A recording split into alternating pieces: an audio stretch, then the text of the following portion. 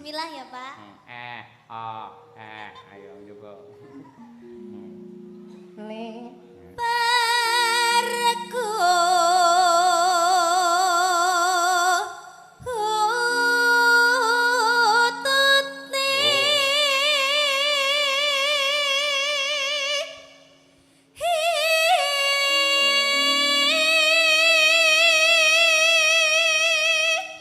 Kutut iki lek sik utuh ya kaya ngene, banter tenan. Heeh, wulune sik utuh. Lek bukese wis brodol kabeh wulune kok. Ha iya.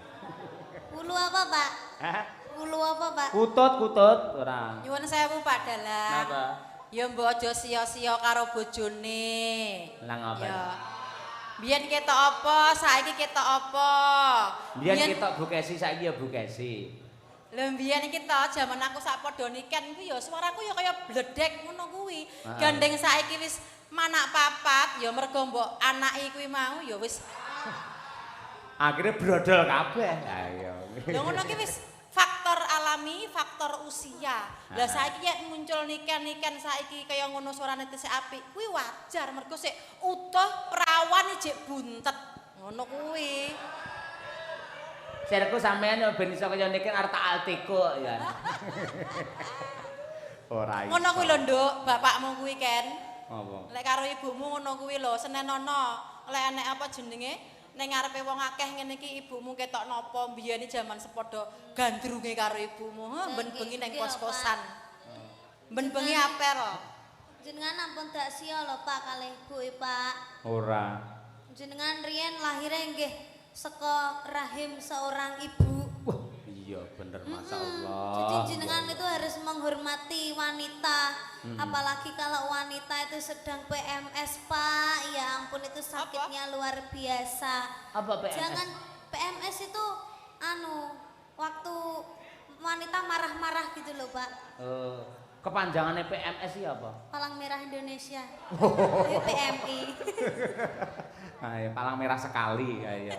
Ngono kuwi aku yo ngelingan oleh ngono kuwi jasa-jasa seorang ibu kelingan. Nek sing gregetne bapakku kuwi tenan. Aku biyen arep lahir kelingan digetak karo bapakku, sirku ra ndang metu-metu. Lah karo bapakku digetak. Le, ndang metu, dalane selak nggih gentenan karo bapak. Akhire mak budul ngono. Napa niku, Pak? Sok tak SMS dhewe wis tak. Nggih. Ya. Ning Harsa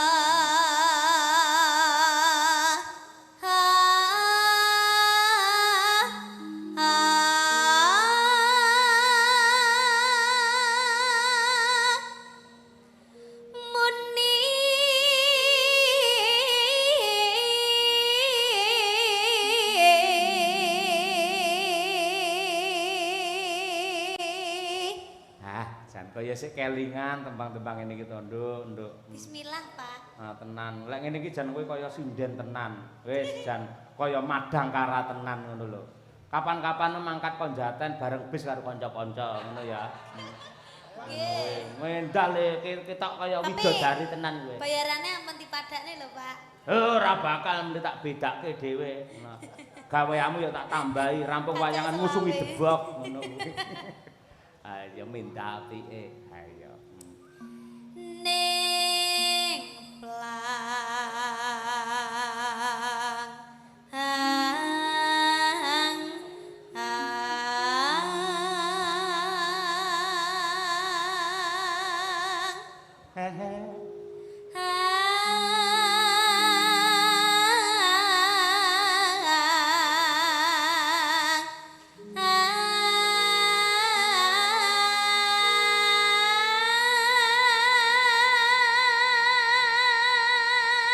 Ongkekke, Nduk. Yuk.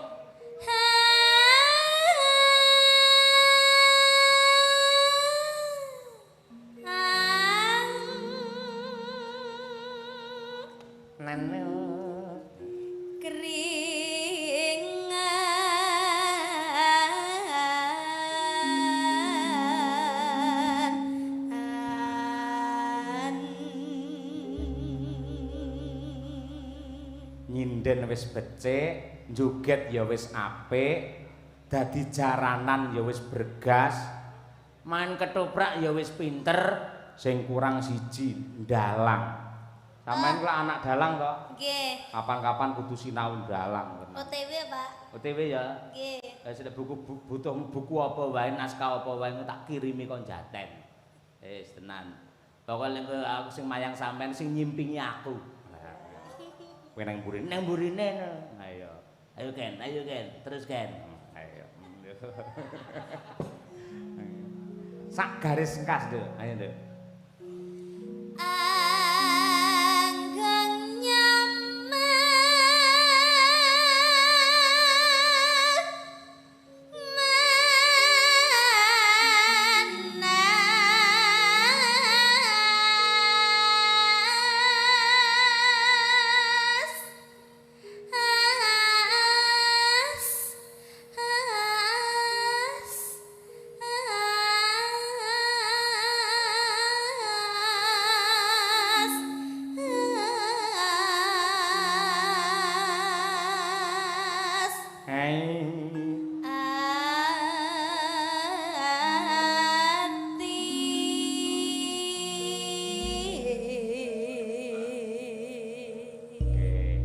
Iki swara bledek, Bu Kesi mau swara guntur, oper Mbak Lia swara banyu. Ayo, Mbak. Coba. Halus sih, ayo coba. Nggih. Main manggung coba.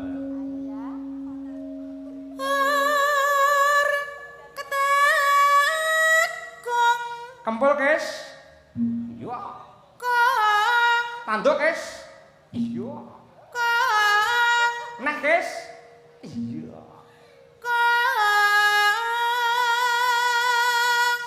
Meleh, Kes.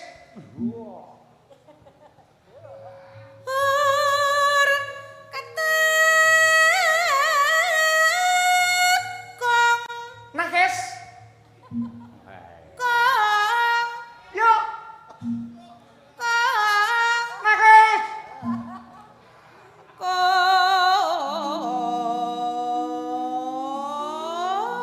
Kang Kes. Ya. Anggindas, Kes. Ayo.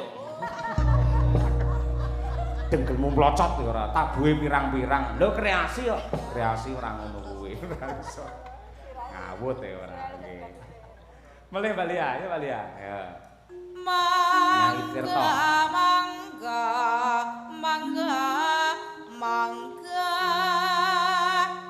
mangga, mangga, mangga, mangga, mangga, mangga, mangga, mangga,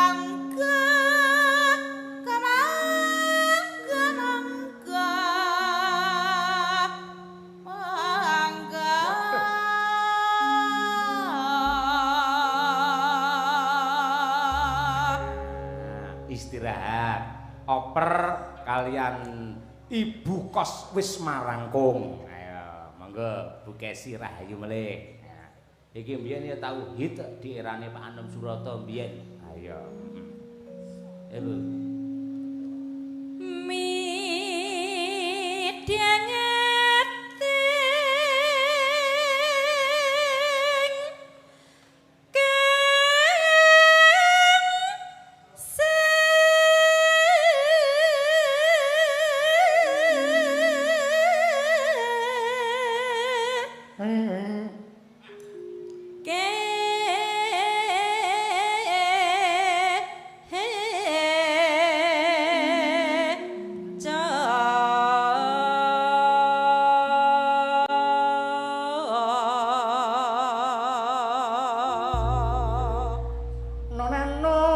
Ya Bu.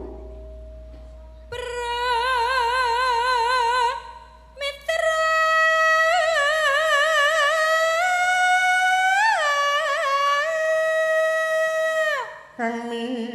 Kang Mi. Kang Mi. Kang Mi. Kang Mi.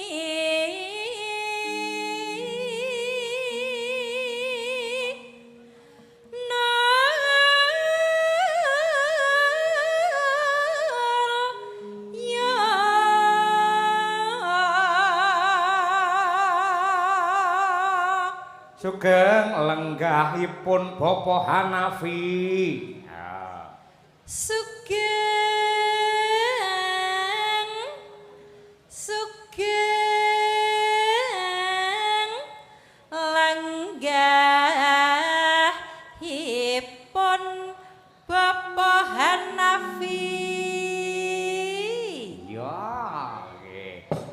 Istirahat. Ya, Nduk, mlebu gending, Nduk. Ken, coba kaya apa?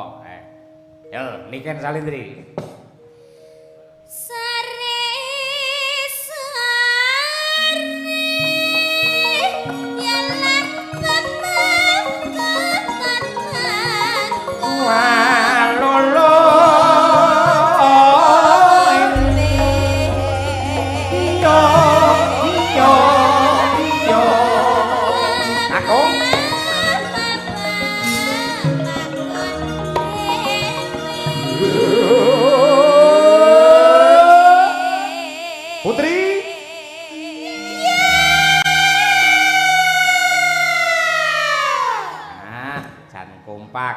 Saiki diwalik sing yo putri, sing yo kakung. Jiro lu. Yo.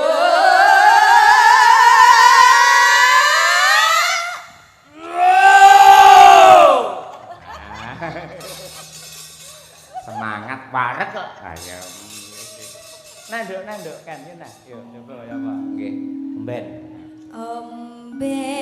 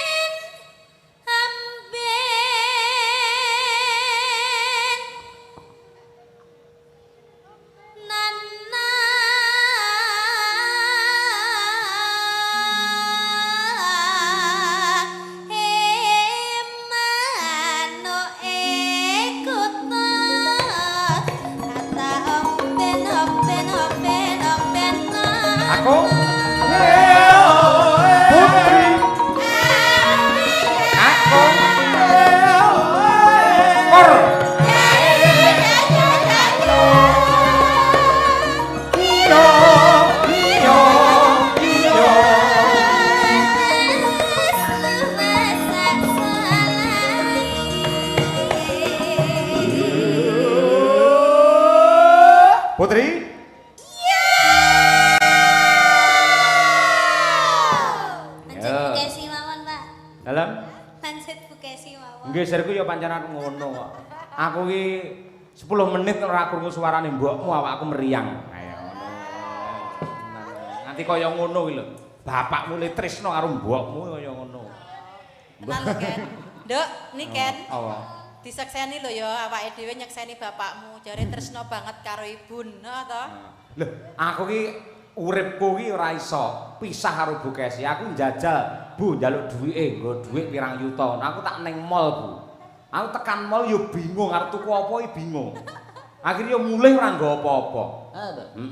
Ya pekine arep tuku sandal. Ning milih sing endi sandal ning toko yo kiwa kabeh nyapa to.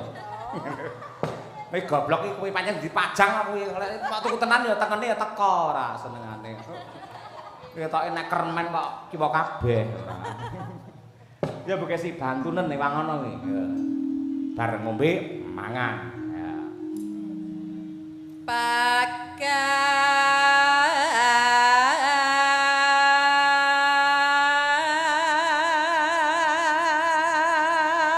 Kon dhuwur Bu senengamu. Yuk.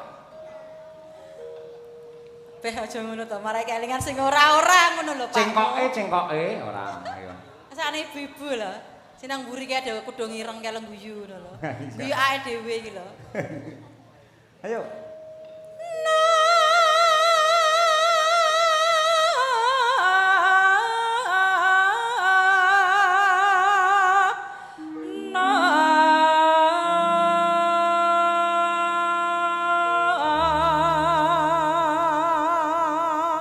Minir.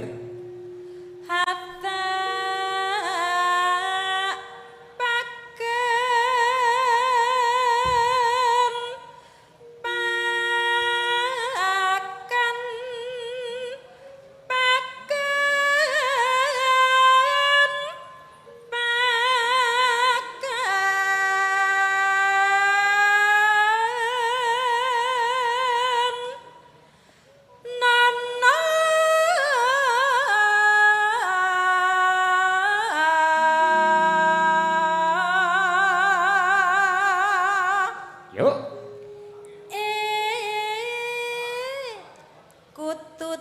dia langit cilik Wah. ada makan Putri.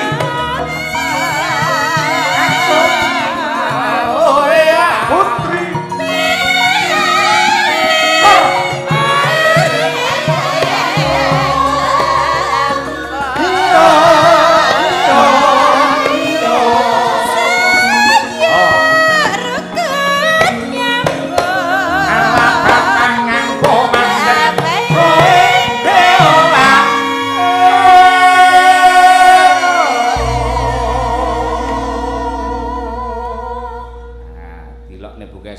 Kutute dalange cilik. Ta apa-apa nek atos. Kok atos piye? Lho, dolanane anakku rambu kae kok plastik kae, atose ra umum. Prok nindas semua piye? Malah muring-muring iki senengane ora. Mang Tutut Nyai Tirta, yo. Kaya apa? Nggih. Ya. Tirtane genset terus. Ayo. Mbak Li, ayo. Saji siswa saji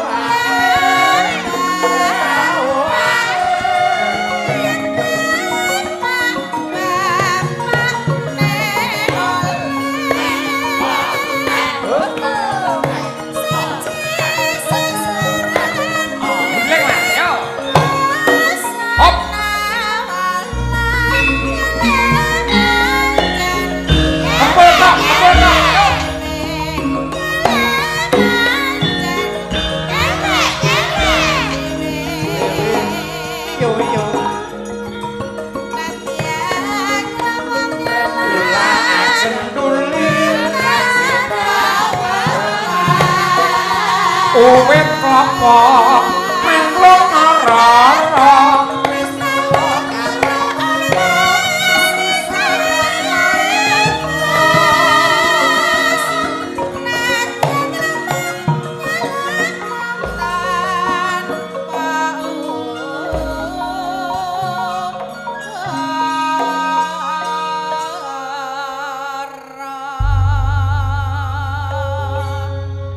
Ibu perintah apa?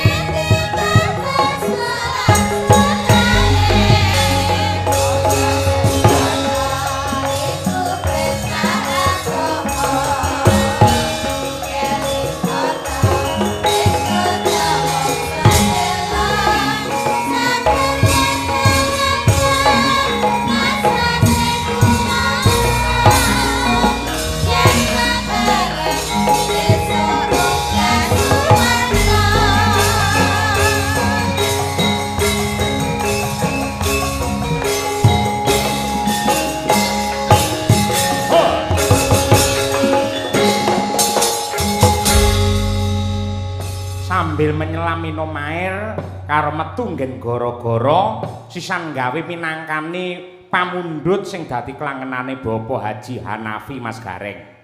Iki mau pepiling ya, Truk? Nggih, karya Abdi Solo Romo Haji Anom Surata. Oh, kaya ngono kuwi. Nggih. Ingkang intisarinipun kula lan panjenengan nderek mangayu bagya Ambalwarsa PT Puja Perkasa ingkang kaping 16. 16 niku angkane 1 kalih 6, 1 karo 6 yen dijumlah dadine 7. Mugi-mugi sedaya keluarga ageng Puja Perkasa tansah pikantuk pitulungan saking Gusti ingkang nyipta jagat.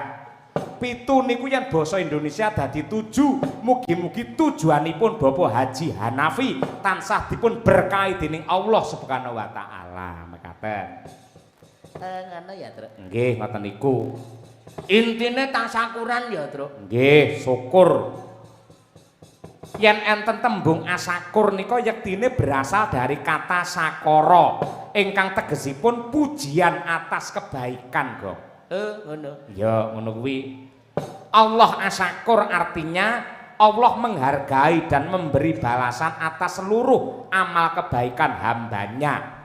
Allah memberikan balasan dan pahala yang banyak serta berlipat ganda atas ketaatan dan ibadah para hambanya. Mula syukur kuwi tegese atur panuwun marang Gusti Allah awit kanikmatan ingkang wis diparingake. Kejaba saka kuwi pangeran wis paring dawuh lumantar Weda Suci, sesungguhnya jika kamu bersyukur niscaya aku akan menambah nikmat kepadamu, tetapi jika engkau mengingkari nikmatku maka pasti azabku yang sangat berat yang akan menimpa pada dirimu. Lho ngono kuwi. Ngono kuwi ya, Truk. Nggih. Banjur carane syukur ki piye, Tong? Nah, carane syukur niku saged katindakaken kanthi 3 cara. Lumantar ati, lumantar lati lan ugi lumantar pakarti. Lumantar ati tegesipun sadar lan percaya lamun to kabeh kanikmatan menika peparing saking Gusti. Mung disyukuri lumantar atine utawa di batin. Angka kalih syukur sarana lati tegesipun ngucap ngaturake panuwun marang pangeran ingkang akarya jagat yen cara wong muslim ya kuwi ngaturake alhamdulillahirabbil alamin ngoten nika. Syukur sarana pakarti niku syukur sarana tumindak. Ya kuwi kanthi nindakake perintah lan ngedohi larangane pangeran lan nggunakake kanugrahan saka Gusti mau kanggo srana kabecikan kaya Bapak Haji Hanafi iki diparingi rejeki ingkang melimpah ruah dening Gusti Allah, ora kagem pribadine dhewe, ora mung kagem keluargane dhewe, ning dilimbarake kangge nyenengake para warga masyarakat kabeh. Tur anggene ngawontenaken hiburan mboten namung dalu menika, benjing dalu menika tasih wonten musik dening Cak Percil CS. Lho kaya ngono kuwi. Luar biasa. Nggih, kados mekaten menika. Yes ngaturake panuwun ya, Truk. Sak kadaring laku, sak gaduking pikir awake dhewe ngaturake semampune wadene ana kurangi ya nyuwun gunge samudra pangaksami. Ya, pancen kaya mengkono sing bener. Nah, larasipun slendra pathetipun menyura. Wah, nggih. Upamane tetep ngaturaken pamundhutipun Bapak Haji Hanafi. Cetha lamun to panjenenganipun menika pancen piyayi ingkang remen kalian klasik, piyayi ingkang remen kalian tembang-tembang ingkang alus-alus, buktinipun kepareng ngersakaken kutut manggung. Nah, menika. mongko wis pirang-pirang taun ya Truk ora metu kutut manggung mergo kalah karo tembang-tembang saiki. Mula gandeng iki dikersake karo Bapak Hanafi karo nggih kangen-kangenan karo nggih ndudah mutiara kependem. Oh iya, banjur sing nembang apike sapa Mas Gareng? Wis sing diratakake wae. Engko Bu Kesi ya melu nembang, Genduk Niken Salindri ya melu nembang, terus Mbak Lia Sundari ya melu nembang lan liya-liyane. Oh ngono. Sing miwiti sapa dhisik? Tak nyuwun pambiyantu karo ya kuwi Ibu Sukesi Rahayu men mbukani miwiti luwih dhisik. Oh iya. Kaya ngono kuwi. Monggo Bu Kesi dipun aturaken dumateng Bapak Haji Hanafi sumrambahipun para pinisepuh, para lenggah ngetasi keparang wungon mapan wonten ing pendopo Yayasan Sumodiningrat ing Menawan Merak Kecamatan Dempet Demak mriki. Nah, ngono. Mangga Bu Kesi, yuk.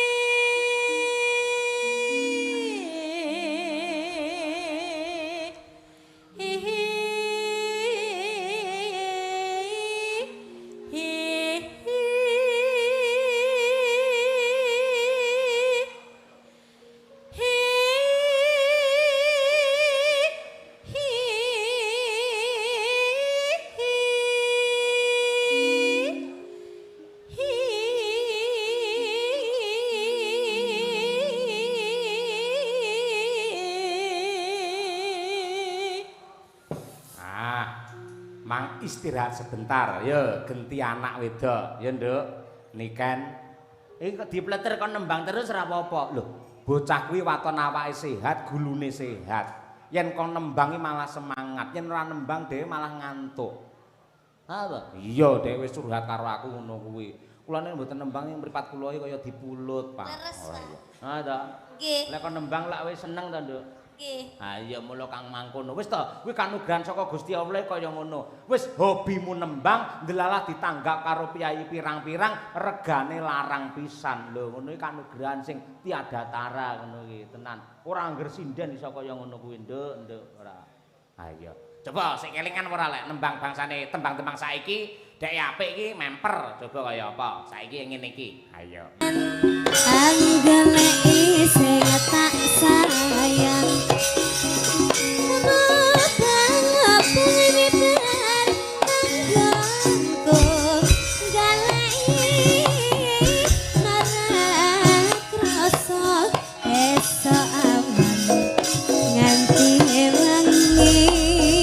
Oper Elisa Borharus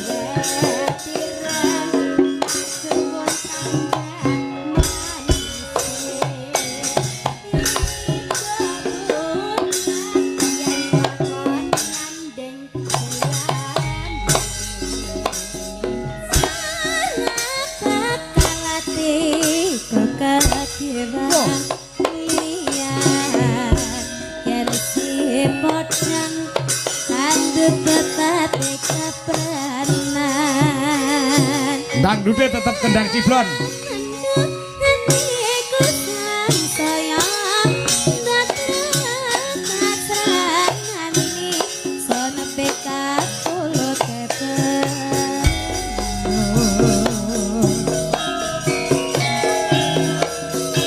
Kur sinden telu Elisa Niken dan Hana Uka.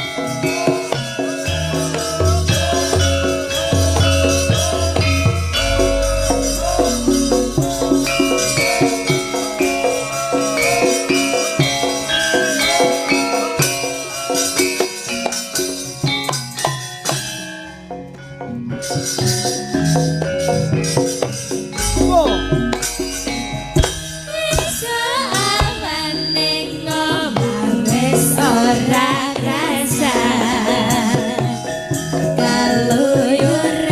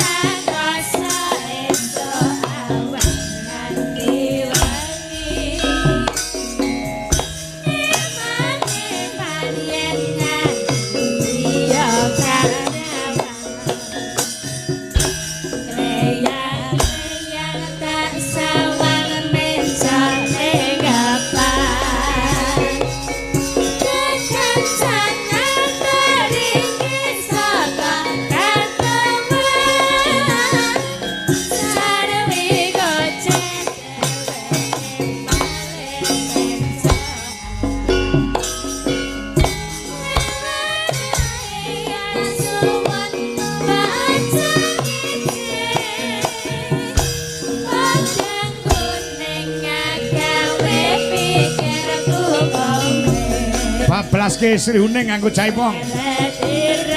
Sak aramban.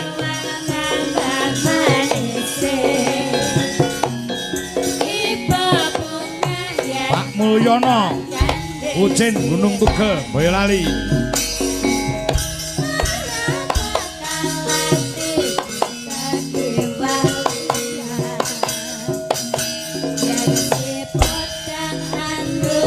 Pak Marsono Pilang Kenceng Madiun. Nyuwun Sri Huning Musika Tuban. Yo.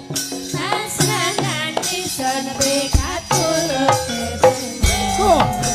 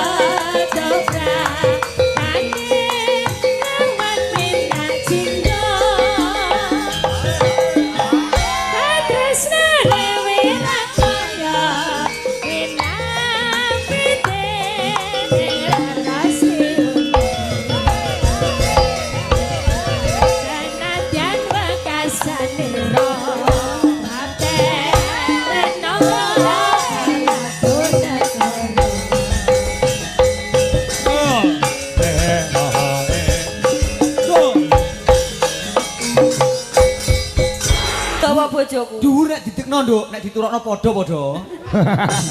Wis to. Ayo, Nduk Ken, ayo Ken, buat celuk Ken. Nah. Yuk.